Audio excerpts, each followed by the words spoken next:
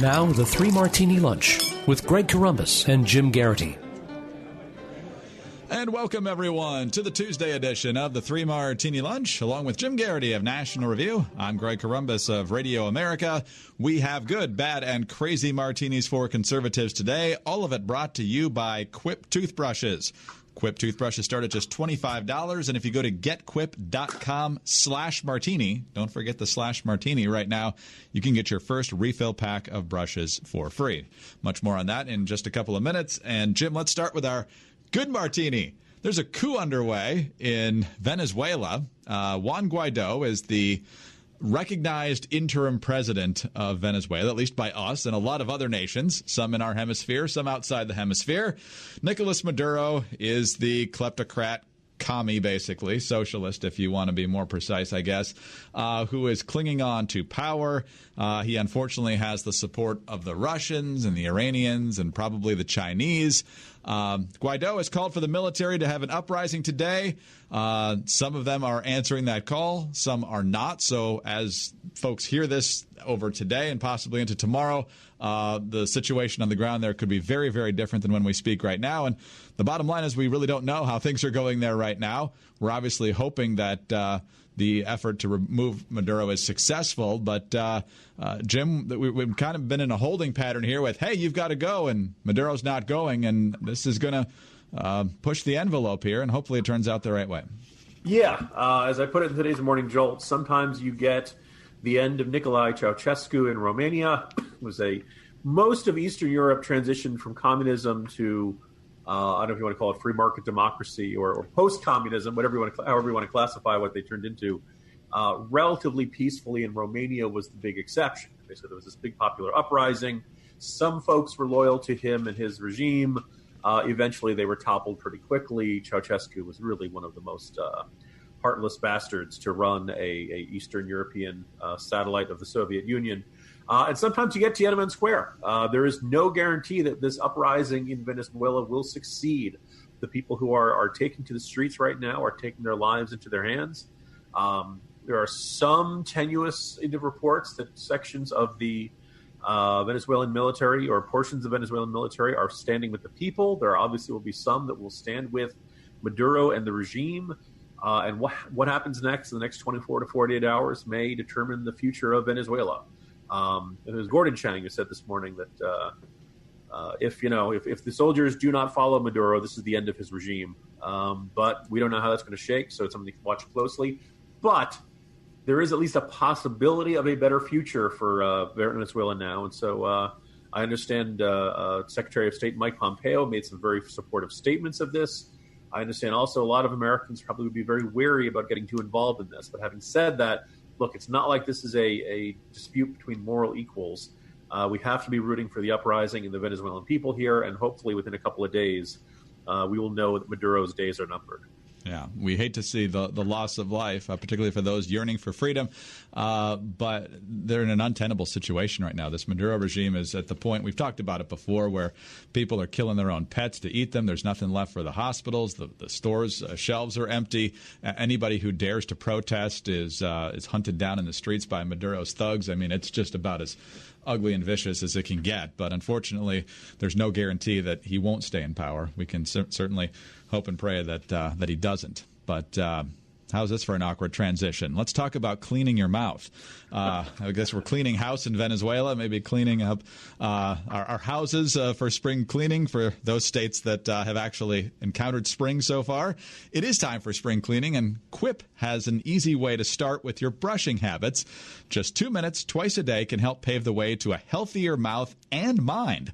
And now the whole family can get refreshed with Quip, because the new Kids Quip has the same 2-minute timer and guiding pulses as our original version, with no childish gimmicks, so they can brush just like a grown-up. Now, I would point out, if you're wondering, okay, wait a second, Quip was originally marketed to grown-ups. Can kids handle it?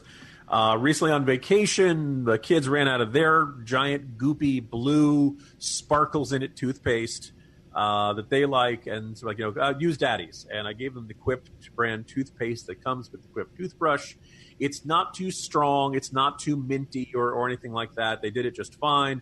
Worked for them. They liked it. So this is indeed a family-friendly toothpaste.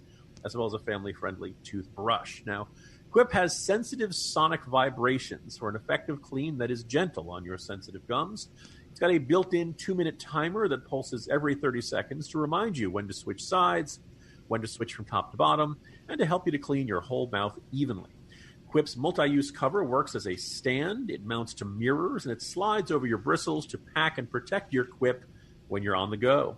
There are no wires, no clunky charger, and it runs for 3 months on a single charge. Brush heads are automatically delivered on a dentist-recommended schedule of every 3 months for just $5, a friendly reminder of when it's time to refresh and stay committed to your oral health. Quip is one of the first electric toothbrushes accepted by the American Dental Association. They're backed by more than 25,000 dental professionals, and they have thousands of verified 5-star reviews. So those are several of the reasons that we love Quip and why over 1 million happy, healthy mouths do too. Quip starts at just $25, and if you go to getquip.com/martini right now, you can get your first refill pack for free. That's your first refill pack for free at getquip.com/martini. All right, Jim, I billed it as good, bad, and crazy. The bad is partly bad. It's also partly good, I think, although I don't, in the end, think this would have made a huge difference. But Stacey Abrams has decided to release a video explaining that she's not running. I am announcing today that I will not be a candidate for the United States Senate. I am so grateful for all of the support and encouragement I've received, from fellow Georgians to leaders of Congress and beyond. However, the fights to be waged require a deep commitment to the job, and I do not see the U.S. Senate as the best role for me in this battle for our nation's future. So, Jim, I don't know if you make public announcements about things you're not going to do, but Stacey Abrams has now done that. I get the vibe of the Senate is beneath me. I think I can get higher than this. It wasn't that many weeks ago where she was offended that people were thinking of her as a running mate for vice president of the United States. So she's either actually interested in that but won't say so right now because it's too early in the process, or she's actually thinking of becoming candidate number 21 or 22. In the meantime, she's still the true governor in exile. Here's what she says she's going to do right now. Well, I still don't know exactly what's next for me. Here's what I do know. Democracy in America is under attack. Voter suppression is rampant, and it is real. So that's going to be her cause until she finds something formal to do. Jim, what do you make of Stacey Abrams not getting in a Senate race in 2020 and for her continuing to claim that voter suppression is the reason she lost? You know, we on the right complain about the liberal media, liberal bias, mainstream media not, covering it down the middle. One of the dangers, there are times it can be a bit of an advantage there, or maybe perhaps more specifically a disadvantage to Democrats. Stacey Abrams, look, it must no doubt be frustrating to run. You do better than most Democrats have done in Georgia in a really long time. But she was about 50,000 votes short. This was not close. This was not Florida 2000 coming down to 500 votes. This was not Al Franken, where if you find one more, chunk of votes in the trunk of somebody's car, all of a sudden everything, you put over the top. This was, it was close, but it was a sizable margin and not reasonable that it was going to, a recount was going to suddenly find another 60,000 votes for her. And no, all of the things she's claiming as voter suppression were passed by the state legislature like decades ago. This was not some sinister, Republican plot. But the coverage of her, because so many Democrats wanted to believe that they were going to win the state of Georgia, fairly, pretty darn Republican leaning, and that they were going to win it with a outspoken progressive candidate. By the way, not too different than the narrative that surrounded Beto O'Rourke in 2018. That they basically, as soon as it was close, it had to be stolen, right? She had to be a victim. This had to be some sort of grand injustice. It couldn't possibly be that she ran a good campaign, but it's still a pretty Republican state, and she didn't win. That's too mundane. That's too simple. That doesn't make them feel good. In some ways, it's more satisfying if you have it stolen from you than acknowledging the fact that you're not quite as popular as you thought you were. And so, no doubt, Stacey Abrams has drunk heavily from this the glass of this narrative, and now I think she's starting to believe her own press clippings. That she was this grand crusader who was about to completely turn the state's politics upside down until victory was cruelly snatched away from her by a sinister plot. Much more satisfying. The problem is that she's otherwise the minority leader in the state Senate of Georgia, I believe. And she thinks that's a stepping stone to president of the United States. Now, I suppose you could say, look, in the Trump era, anybody can be elected Beto went on 3 terms in the House and nobody noticed. Pete Buttigieg is, just been South Bend mayor. Experience doesn't matter anymore. But the other thing also worth noting is that, with 20 candidates so far, I suppose the argument is, well, that at that point, 10%, 20%, 30%, at that point, you'll start looking like a serious candidate. The question is, does she want to do this in 2020 or does she want to run for governor again in 2022? I think this is what one of the dangers of what we call liberal media bias is that it persuades Democratic candidates to believe their own press clippings, to believe their own hype. And then, my suspicion is this is, like if she wanted to say, I want to run for governor, she could have said so. Clearly, she's leaving the door open for running for president. And most people who spend a lot of time thinking about running for president end up running for president, particularly if they're surrounded by people saying, oh, you should do it. And so if that's all she's hearing, I think she's going to jump in. And I think a lot of these candidates are going to have a very rude run-in with reality. We're already seeing this with the likes of Kirsten Gillibrand and Julian Castro and these guys, where they jump in and they wait for the excitement to begin. And it never happens, Greg. It's an M. Night Shyamalan film. Your campaign was dead all along. Well, you know what Georgia Democrats are doing now? They're blowing the dust off of John Ossoff, and we'll see if he... Did he get married? I don't know. If he got married, at least some good came out of that. He got engaged, but then he lost, so I don't know if he felt compelled to still go through with it or not. So you could make a really funny romantic comedy about all this. All right, let's move on to our crazy martini now, and the laughing will subside here pretty quickly. Daily Beast. A pair of right-wing provocateurs are being accused of attempting to recruit young Republican men to level false allegations of sexual assault against Democratic presidential candidate Pete Buttigieg. The details of the operatives' attempt emerged as one man suddenly surfaced with a vague and uncorroborated allegation that Buttigieg had assaulted him. The claim was retracted hours later on a Facebook page appearing to belong to the man. A Republican source told the Daily Beast that lobbyist Jack Berkman and internet troll Jacob Wool approached him last week to try to convince him to falsely accuse Buttigieg, the mayor of South Bend, Indiana, of engaging him sexually while he was too drunk to consent. The source who spoke to the Daily Beast said Berkman and Wool made clear that their goal was to kneecap Buttigieg's momentum in the 2020 presidential race. The man asked to remain silent, or at least unnamed in this story because he feared legal retribution from Berkman and Wool here. So ultimately, this kid who is named Hunter Kelly met with Berkman and Wool, according to his account, and ultimately decided not to be part of their operation here. Nonetheless, Twitter and Medium accounts in his name that he did not create ultimately went forward with this vague allegation, promising more details as time went on. And then shortly thereafter, someone else who had been approached by them reached out to the Daily Beast, provided audio allegedly of their conversation, and the whole story is detailed quite more extensively in the Daily Beast. So, Jim, these are the same folks who tried to drum up sexual assault allegations against Bob Mueller. Multiple ways to look at this. The most important, of course, is it's a truly disturbing and disgusting attempt to smear someone deliberately without any basis in fact. The more entertaining part of this is just how horrible they are at trying to pull off this conspiracy. Now it can be told. This is why you listen to the 3 Martini Lunch. This is where Jim, once things have died down, tells things that he didn't want to talk about publicly beforehand. So yesterday, one of my NR colleagues gets the email with this account. And I think there's a couple things we can take from this. First of all, the website medium.com, anybody can open up an account there. Now, it looks very nice, the typeset, the format. You could, we've seen presidential candidates post things up on there. I think this is where Beto was doing his web diary. And it looks professional. It looks like somebody might have gone through it and edited it, but it's not. Any Joe Schmo can put up anything he wants. So Medium.com, because it's relatively new or not that well known, people might think, oh, it's a website. There's some sort of editorial guidance over this. They wouldn't put it up there if this didn't have some credibility. No, you can just go up there and put up anything you want. Then you get into the account that was in there. It's very strange how it was very clear they decided this was sexual assault. No details on when, no details on where, no details on the actual account.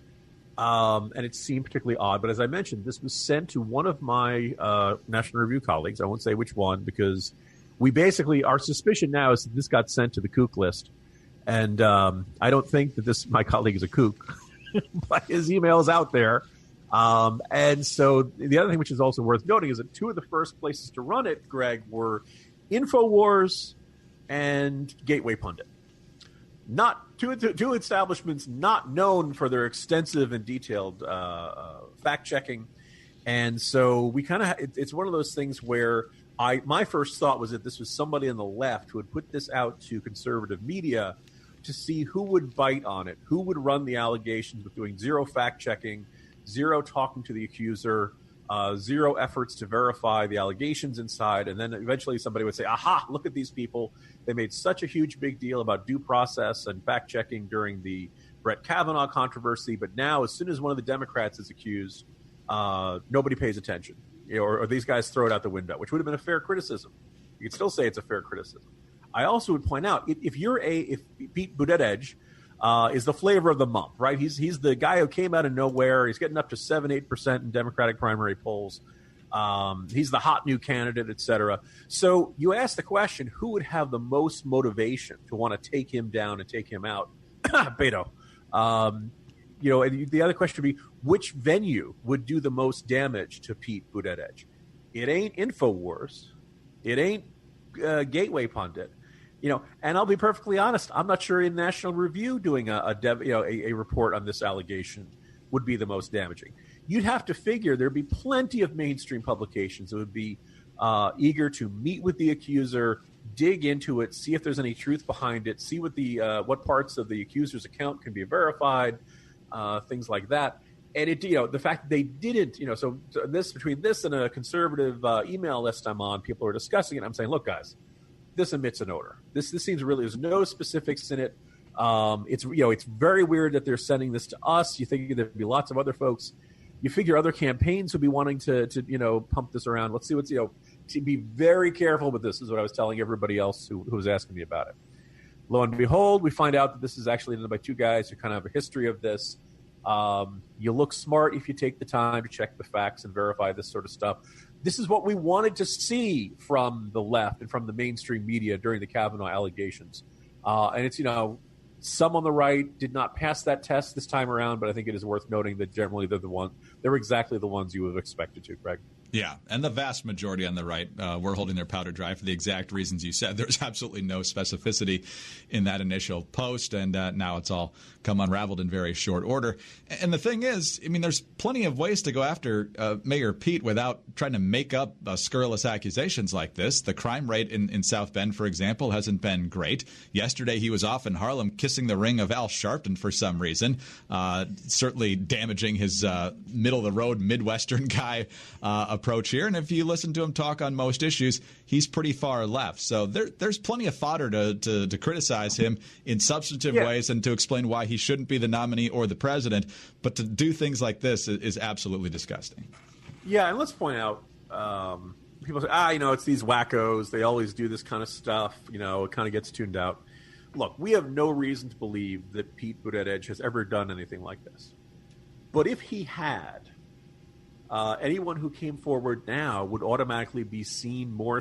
Any victim who came forward now would be viewed at with much more skepticism and perhaps even mockery because of what these two guys did. And that's what's kind of really galling here. Don't make false accusations because then you turn into the boy who cried wolf. Now again, as far as we know, Pete Buttigieg has been a saint and has never done anything like this and that kind of stuff. But this is every bit as damaging as false accusations in any other context you can think of. So it is, you're not, the two wrongs don't make a right. You are not making the world a better place by putting a false accusation out there. The kind of the con argument is that these guys are kind of the Wile E. Coyote of the right, but I don't even think people like Wile E. Coyote. They rooted for Wile E. Coyote. These two guys, they just seem to go after prominent figures that they don't like in the most clumsy and self-destructive ways possible. But I think even in then, I don't know if you make the world a better place through hoaxes, Greg. I don't think so. I think we've pretty well established that on both sides of the aisle now. And hopefully we can get back to things that actually are real and things that actually matter for this campaign. We got a long way to go, so let's dig into the meat of this campaign. So yeah, our argument against all these candidates should be the truth is bad enough. Yes, exactly. All right, Jim, good to be with you as always, and talk to you again tomorrow. See you tomorrow, Greg. Jim Geraghty of National Review. I'm Greg Corombos of Radio America. Thanks for being with us today. And don't forget our good friends over at Quip. You can get your Quip electric toothbrush starting at just $25. And if you go to getquip.com/martini, you get your first refill pack for free. Getquip.com/martini. And tune in again Wednesday for the next 3 Martini Lunch.